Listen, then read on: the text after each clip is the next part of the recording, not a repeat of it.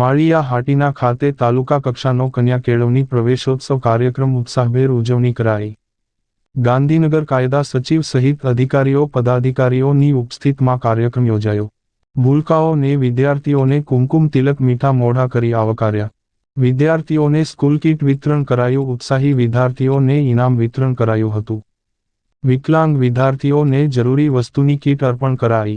ગાંધીનગરથી કાયદા સચિવ ઉદ્ધવજીભાઈ બાવળિયા, ટીડીઓ પાવરા, સરપંચ જીતુભાઈ સિસોદિયા, વાલી મંડળના મહેન્દ્રભાઈ ગાંધી, આચાર્ય શીતલબેન છગ, નરેન્દ્ર ભંભાના સહિત શિક્ષણ ક્ષેત્રે સંકળાયેલા આગેવાનો, રાજકીય તેમજ સામાજિક આગેવાનો સાથે માળિયાના પ્રથમ આર્મી લેફ્ટનન્ટ મેહુલ જોશી સહિત ઉપસ્થિતિ રહ્યા હતા.